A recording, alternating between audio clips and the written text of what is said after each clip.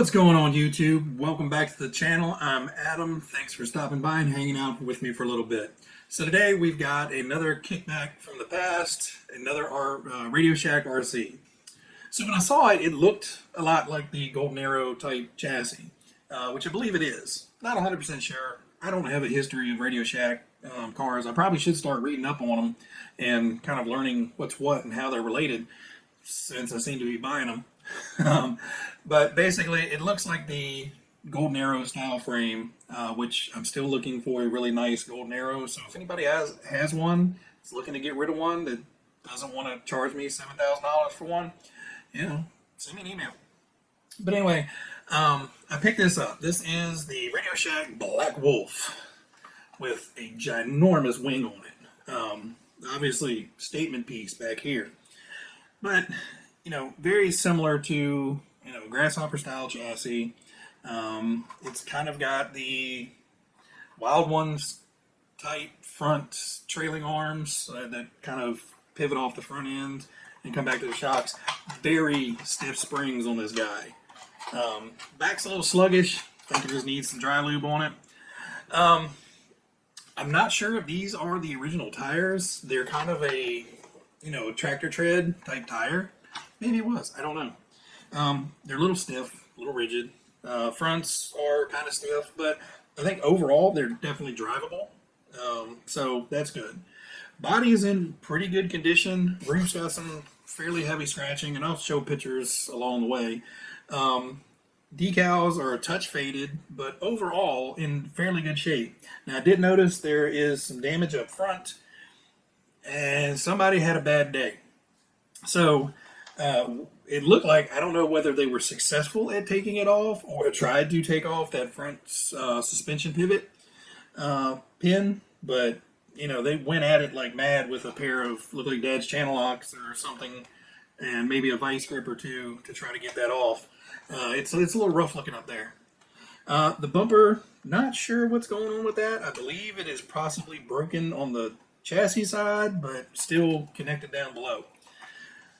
The coolest thing about it is it looks, and I have pulled the top off, which that was interesting. You can tell this was somebody rummaging through Dad's garage.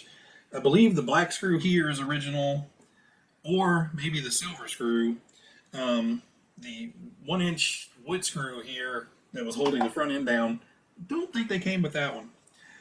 But I did pull the body off, and it looks like we have what I can replace with a normal servo. I can take this whole board out, pitch it, and it looks like it has a standard 540 can motor in it. So I will be taking that out first to see if we can replace it with a 540 can motor. If I can put a 540 can motor directly in here, then all the electronics in this are getting gutted. We're putting, 1060 or something in here, and a motor, probably a sport tuned or something motor that I have laying around, and replace this servo because it looks like a 5-wire servo. Yeah, or 6-wire servo. 1, 2, 3, 4, 5. Yeah, 6-wire servo. That's a first. And I'm not sure, but there's a wire nut in there. I've never seen a wire nut in an RC, so I'm pretty sure that may not be stock. So it did come with a radio, but this one is for a Golden Arrow. He did say that forward and reverse were flipped. So I'm assuming not original radio to car. So obviously probably at some point radio got lost or broken, and they substituted with this and had to go reverse to go forward and forward to go in reverse. Probably just the way they were built. But overall, it's a nice little radio. It's got trims on forward and reverse and left and right and all that good stuff. So step up from the other ones. So the great thing about this buggy is it actually has wheel nuts. So the wheels and tires will come off. So I can replace the wheels and tires if I want to. I may. There are no bearings, there are no bushings or anything up front on this thing. It is literally a plastic wheel that goes onto the shaft. So there's play in them, obviously from being worn out. But surprisingly, they spin fairly well. No funky noise in the gearbox. Everything sounds good there. Surprisingly, tread is still good, so I'll probably run it as is. Sans electronics. These are coming out.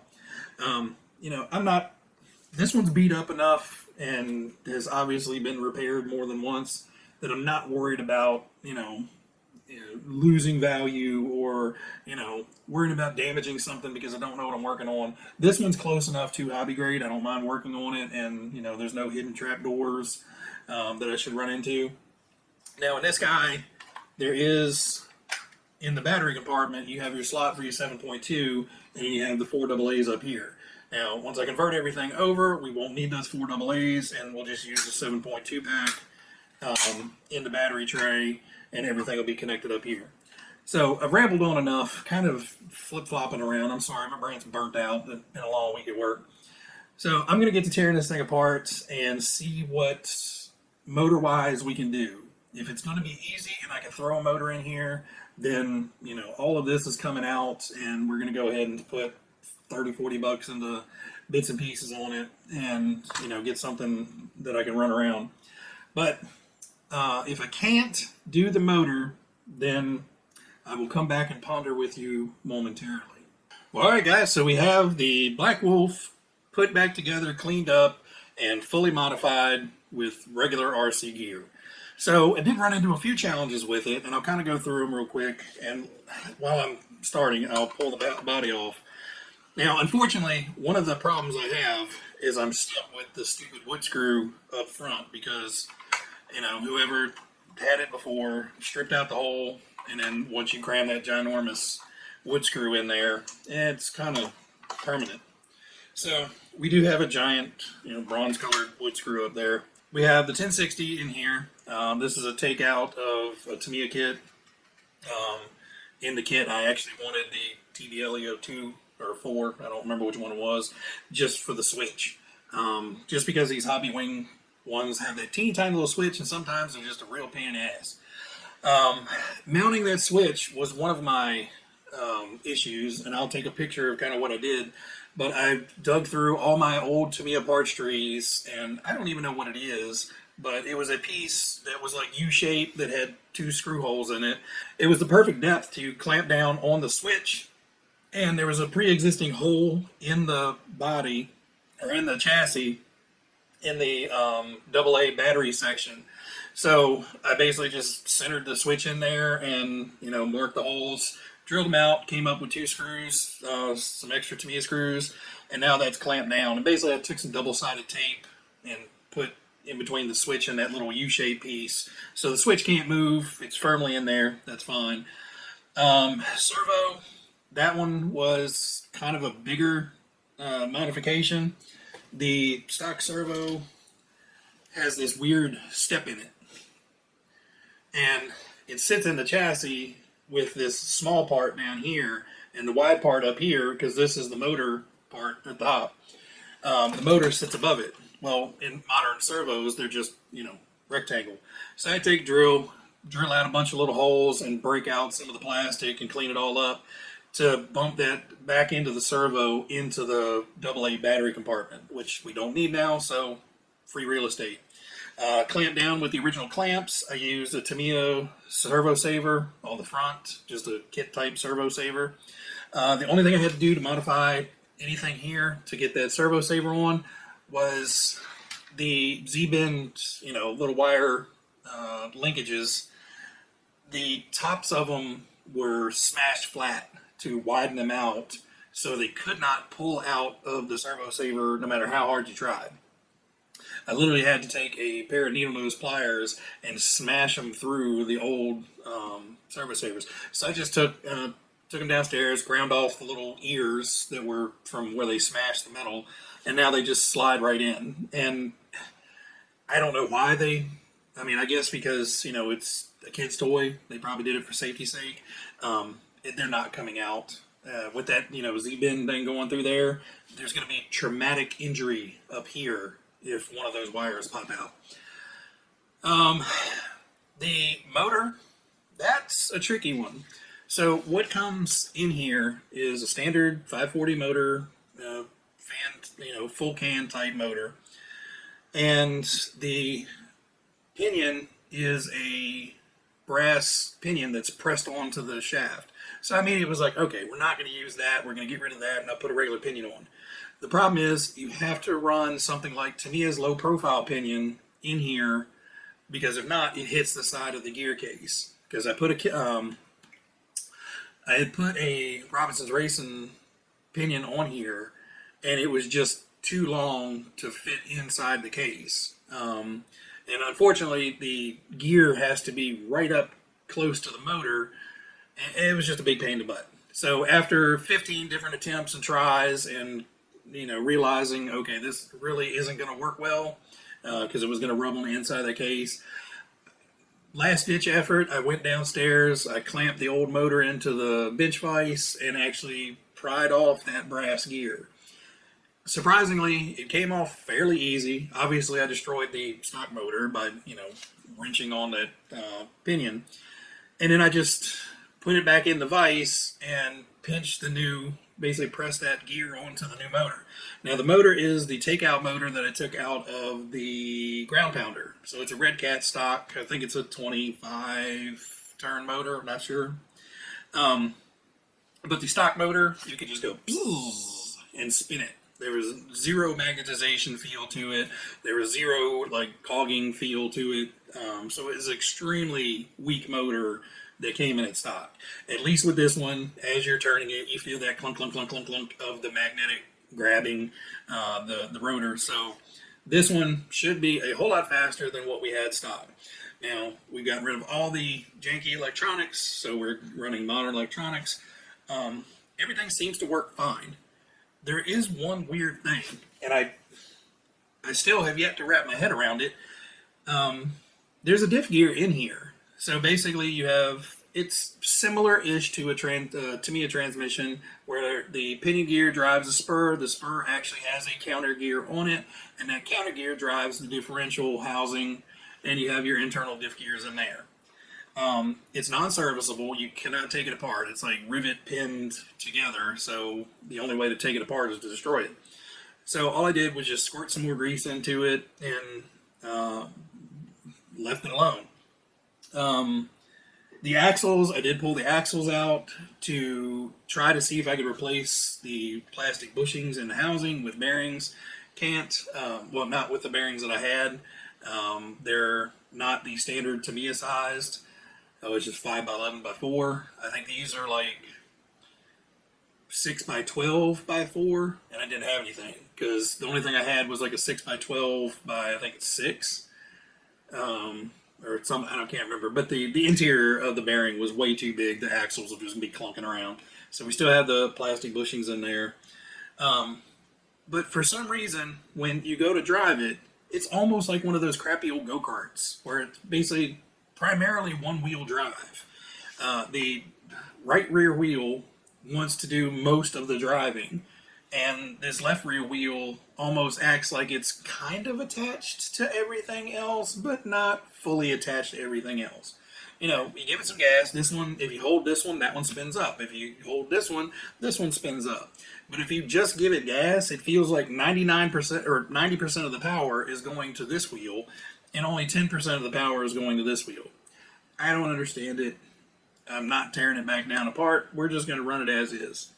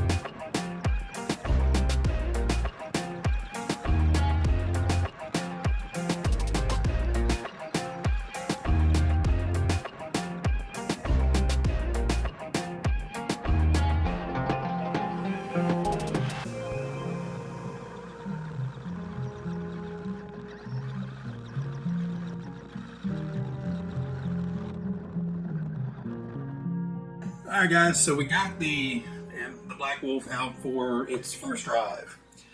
Fairly short-lived and kind of disappointing. Yeah, we literally drove the tires right off of it. The fairly firm. So the fairly firm tires that have seen probably quite a few years of sitting in storage, literally it ripped the inside bead off the tire. So as I was driving it around, it seemed like it was acting very funny, and occasionally it looked like the body had shifted.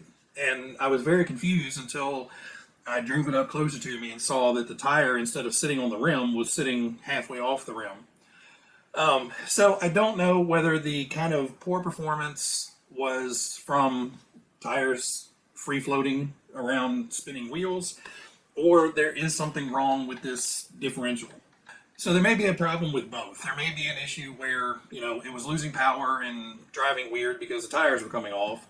But I do think there may be something wonky with this diff. So I may have to pull the rear end back out of this and, take a look at it. But thankfully, I was able to figure out some tires to replace it with. Now, the wheels on these are not standard 2.2s or kind of really any standard size. So I had to do some digging around with all the cars behind me to try to find something that had a tire combination that may work. Thankfully, the Grasshopper 2 wheels and tires are the same size. Now, the tires may be a tiny bit narrower than these. They look like they may be, a quarter-inch narrower, but overall, they fit wheel to wheel, so, you don't see any wheel protruding, and they fit on there nice and tight. Now, I did have to, come in and scrape out all the remaining rubber that was stuck to the wheel, but they actually go on there pretty well. So not quite the stock tractor tread, which I don't even know these are the original tires on there. I'll have to go back. But normally they come with kind of the spiky, almost Hornet-like tires, which these are kind of hard to find in good shape. So for right now, we're going to run it with Grasshopper tires on there. In case I get lucky, I may find something else that, is RadioShack specific. But for right now, the Grasshopper 2 tires work well on it, and they're not very expensive. I found them at Tamiya.com, or the Tamiya USA site, and got them ordered. Their shipping isn't the fastest in the world, but got here in time, no problem. So overall, fun little adventure. I will continue to dig into it and see if I can figure out something wrong with the rear end. Worst case scenario is I epoxy those gears inside the diff closed, and we run a kind of just a straight axle rear setup. But this one has seen better days and is kind of beat up, so I don't mind, kind of doing it the wrong way, I guess. There's a lot of iffy and kind of wrong things on here already, like the drywall screw holding the front end on. But anyway, we have this, but I recently picked up this guy, which is essentially its identical twin, different body, different name, the Off-Road Tiger. Now, this one is in much better shape. It does have some scratches and dings and stuff on it, and this is where these tires came from, but unfortunately, we have a tire separation issue. So, again, another set of Grasshopper 2 tires. I went ahead and ordered 4 sets because I figured I was going to need them. And thankfully I did, because those needed to go on too. Now, the Grasshopper 2 front tires will fit these, but thankfully both of these are in decent shape on both buggies. This one has a little bit of flat spot wobble to it, but hopefully now that they're up off the ground, that should resolve it. But these do fit as well. So this one I will take out in an upcoming video. We'll do a heads up between this, the modified one, and bone stock. The problem with this one, I don't have a radio for it. I bought this one without a radio, completely different band than this, and I don't have that on hand. I did order one. It's on its way. It's coming the slowest route possible, but that will be coming up soon. So we'll have the Tiger versus Wolf showdown coming up soon. But like I said, this one's bone stock, and it's probably going to stay that way. This one's modified, and if I have to go through the effort of epoxying that diff together and running a straight axle, You know, it's not going to hurt my feelings to put a much faster motor in here. So I may put, you know, a 19 turn motor or something in here and, you know, just let it eat until it finally gives up the ghost and this becomes a parts car. Yeah, I know it'll eventually break, but, you know, at this point, I'm having a great time reliving kind of the past. And I did want to mention one thing. I found a cool website. I can't remember the name off the top of my head. It's like RadioShackCatalog.com or something like that. I'll link it down below in the description. But, you know, if you grew up with these cars or you have some of these cars and you don't know roughly when they were created, go to that link. Start from, I would say most of these came around 84, 83, 84 to, you know, 93, 94. Somewhere in there was kind of the predominant years for, you know, the Radio Shack phenomenon of cars. Some a little bit earlier, some a little bit later, but for the most part, a lot of them fall within that 10, 12-year gap there. But I did go on their site, and I'll put some pictures up here at the end of kind of what these cars were sold as and sold for back in the day. And I'm pretty sure I paid about retail price. Well, actually, I paid under retail price for this one. I'm pretty sure I paid retail price with this one with shipping. But, you know, that one had a radio. This one didn't have a radio, so I got a little bit better deal on this. But I'll put those pictures up at the end. Go check out that website. You know, it's really fun to see what was high-tech back in the day. You know, in the early 80s, the whole catalog was predominantly, you know, stereo system stuff because that was the high-tech stuff at the time. And then, you know, it moved into other things and then eventually computers and cell phones and all that good stuff. And then eventually, unfortunately, they phased out the actual catalog and just went solely online. But these are all the actual catalogs that you could walk into the store and request or would get mailed to you. And, you know, just like the Sears Roebuck catalog, the Montgomery Ward's catalog back in the day growing up, you know, that was the toy and fun Bible for us when we were kids is, you know, thumbing through those catalogs and dog-earing pages and writing notes and stuff of, you know, oh, I'd really love that, but oh, I think I really want that more. And, you know, it was just fun. You know, we didn't have the internet. That was the internet, thumbing through catalogs back in the day. Anyway, guys, I hope you enjoyed the quick video. A little bit of retro stuff sprinkled in amongst everything else. I've got a lot of cool stuff coming up. Crawler stuff, Radio Shack stuff. Actually, I have some new Radio Shack stuff coming. So that's a little bit weird to say, but, you know, it's old new. Rock crawler stuff. Of course, always going to have Tamiya stuff around. I have 1 or 2 builds coming up of different varieties. So everybody hit that subscribe button so you don't miss out on anything. I always love talking to you guys in the comments. And apologies for not being able to keep up with everybody's videos. I'm doing my best, but there's only so much time in the day. And, you know, I'm trying, guys. So if you don't see me in the comments of your videos, more than likely I just watched it real quick, liked it, and had to move on to the next just because time allowances, you know, I can only cram so many in a day. But I love watching your guys' videos, and I always love talking to you guys in the comments. So I appreciate everybody's support. I appreciate everybody that leaves comments. And, of course, all my amazing subscribers. You guys are awesome. Everybody out there, you guys be happy, be healthy, and stay safe. I will see you guys on the next one.